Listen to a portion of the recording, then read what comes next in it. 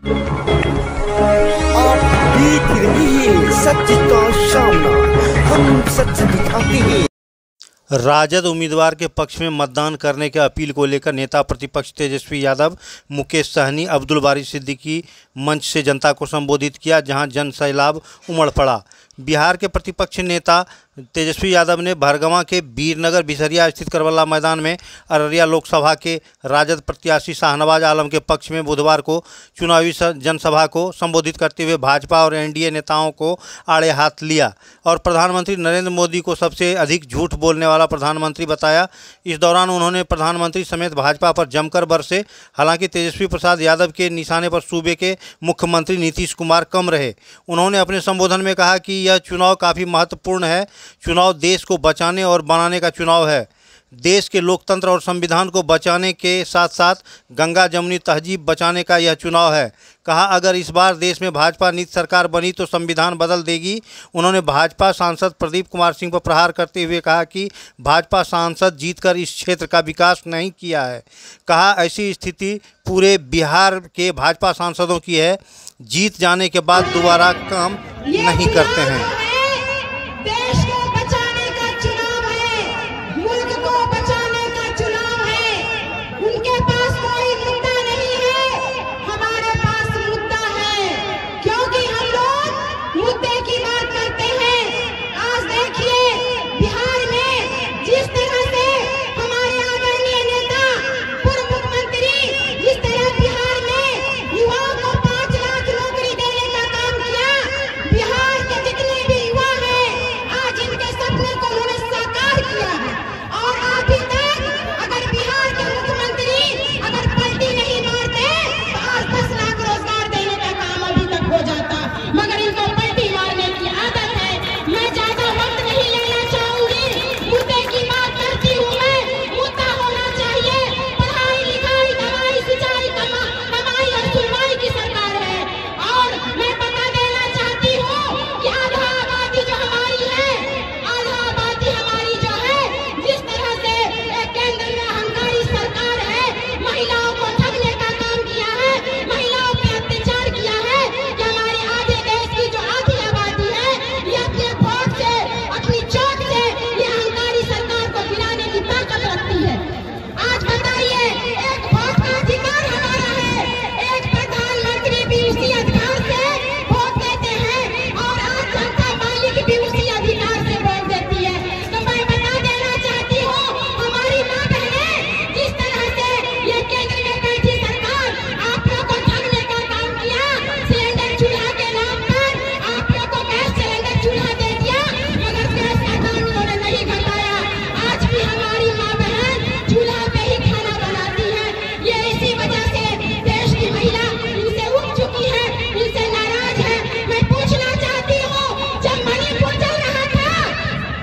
इतिहास में पहली मर्तबा मणिपुर चल रहा था, हमारी माँ बहनों को नंगा करके इनको घुमाया गया सड़कों पे। उस समय सरकार कहाँ थी जो महिलाओं के मान सम्मान की बात करती है? उस वक्त क्यों नहीं आवाज उठाया गया? इतना अत्याचार महिलाओं पे, इस बात महिलाएं चुन चुन के बता लेंगी। हमारी माँ बहन आधी आबादी जो है आज एक बात पर एक चौक पे इन लोगों को दिखाएंगी। और महिला पहलवानों के साथ जो हुआ, वो महिला पहलवान जो हमारी देश की बेटियां थी, ये देश का नाम रोशन करके गोल्ड मेडल जीत कर आई थी। और आपके भरगवां प्रखंड का एक साधारण पार्टी का वफादार सिपाही आपके सामने खड़ा है, जो 2 बात आपसे कहना चाह रहा है। एक तरफ देश का वो व्यक्ति जो देश को सिर्फ लूटने का काम करता है, जितने देश विदेश में पूंजीपति लोग हैं उनकी ये सरकार आज आपके बीच आपका बेटा, आपका भाई शाहनवाज आलम एक विद्वान व्यक्ति है। मारून तस्लीम का वो एक चिराग है वो चिराग आपके बीच है और हाथ में उन्होंने लालटेन लेकर के आया है और कहता है वो लालटेन को हम लोग चुनाव जिता करके इस बार दिल्ली भेजने का काम करेंगे। लेकिन साथियों, आपके बीच में आज जो है दूसरा ऐसा चुनाव है जो हिंदुस्तान की जमहूरियत को बचाने का चुनाव है, हिंदुस्तान को पामाल होने से बचाने का चुनाव है, हिंदुस्तान की आइन को बचाने का चुनाव है, हिंदुस्तान की मां बहनों का इज्जत आबरू बचाने का चुनाव है, हिंदुस्तान के किसानों को बीज मुहैया कराने का चुनाव है, जो हिंदुस्तान के जो है कोरोना काल में सैकड़ों मील दौड़कर जो है चलने वाले लोग रास्ते में जो दम तोड़े थे, उन चुनाव में आपने जो भाई तेजस्वी ने रोजगार देकर एक नया कीर्तिमान करने का काम किया है, उसका चुनाव है साथियों। उस चुनाव में जो दो धाराएं चल रही है, वो धारा है हिंदुस्तान की जमहूरियत को बचाने का, हिंदुस्तान की जो आइन को बचाने का, हिंदुस्तान के डॉक्टर भीमराव अम्बेडकर के जमहूरियत को बचाने का, संविधान को बचाने का, हिंदुस्तान की मां बहनों के इज्जत आबरू को बचाने का। साथियों, सात निश्चय योजना का जमीनी स्तर पर निरीक्षण करते हुए जल और नल, साथ ही साथ संपर्क सूत्र से नली का भी निर्माण कराते हुए जमीनी स्तर पर कार्य कराने का काम करेंगे। और मैं इस वीरनगर बेसरिया की धरती के युवाओं से कहना चाहता हूँ, तो आपने पढ़ लिया है आज से कि आने वाले 7 तारीख तक मेरी नींद हराम हो जाएगी, मेरा चैन हराम हो जाएगा, मैं सब कुछ कर दूंगा। मैं कहने नहीं चाहूंगा कि शहनवाज जी मुझे ये शिकायत है, इतना कस के बटन दबाऊंगा, इतना कस के बटन दबाऊंगा, ये आवाज दिल्ली में बैठे उस पहली बादशाह के कान में चीड़ बता दे,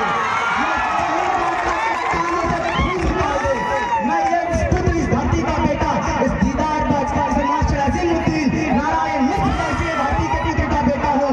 मैं गरजूंगा, बोलूंगा, तुम मुझे जो करना है कर लेना, लेकिन मैं इस क्षेत्र की आवाज के लिए बोलूंगा, बोलता रहूंगा। अगर मेरा बोलना आपको मंजूर है, मैं सही बोला हूं, तो आप मान लेते हैं आप कि राष्ट्रीय जनता दल के लिए आपको किसी के कहने की जरूरत नहीं है, आप खुद जाएंगे, साइकिल से जाएंगे, पैदल से जाएंगे, गाड़ी से जाएंगे, अपनी गाड़ी मोटरसाइकिल लेके जाएंगे और जगह जगह जाकर वोट मांगेंगे, इस देश को मोहब्बत का एक फिर से नया तोहफा देने के लिए। इस देश को फिर से, ये वो धरती है जहाँ एक हिंदू भाई आह करते ही मुस्लिम भाई पानी लेकर आते थे, जहाँ उसको इसने किसने बदल दिया है, किसने तब्दील कर दिया है। मेरे भाइयों, आप भी सुनो, मैं एक मुस्लिम घर से ताल्लुक रखता हूँ। मैं बताता हूँ, मैं जब अपने कोचिंग में हर बार रमजान के महीने में ये रमजान के महीने में दावत करवाता हूँ, तो हमारे हिंदू भाई भी आते हैं। मैं इस तहजीब को जिंदा रखना चाहता हूँ। इसी के साथ मैं अपनी बातें को वाणी पर विराम दूंगा। एक बार जोरदार जय जयकारा हो जाए, श्री लालू प्रसाद यादव। ये चुनाव देश को बचाने और बनाने का चुनाव है, देश के लोकतंत्र और संविधान को बचाने का चुनाव है, गंगा जमुनी तहजीब को बचाने का चुनाव है। उसमें राहुल गांधी जी, लालू जी ने, हम सब लोगों ने मिलकर भाई शहनवाज को प्रत्याशी बनाया है और मुझे पूरा विश्वास है कि आप रानीगंज की मतदातागण एक एक वोट लालटेन पर बटन दबा करके इनसे पार्लियामेंट भेजने का काम करेंगे और इंडिया की सरकार बनाएंगे। ज्यादा समय नहीं है हमारे पास, लेकिन यहाँ के सांसद ने आप लोगों के लिए क्या किया।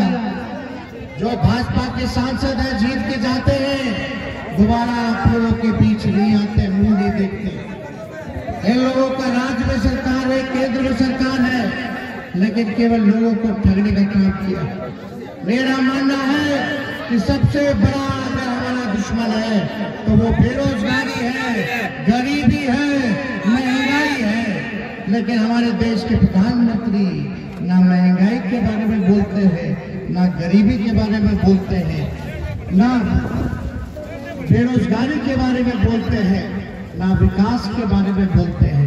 केवल हिंदू मुसलमान भाई को आपस में झगड़ा लगा करके 10 साल से राज कर रहे हैं, लेकिन एक बार भी अररिया की जनता के लिए क्या किया उन्होंने ये नहीं बताया। 10 साल में बताओ रानीगंज के लिए नरेंद्र मोदी जी ने क्या किया, आपके पंचायत के लिए क्या किया?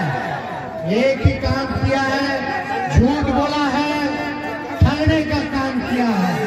इस बार बिहार की जनता, अररिया की जनता, रानीगंज की जनता इस बार अररिया से लालटेन जलाने का काम करेगी और इंडिया गठबंधन का सरकार को इसमें बनाएगी।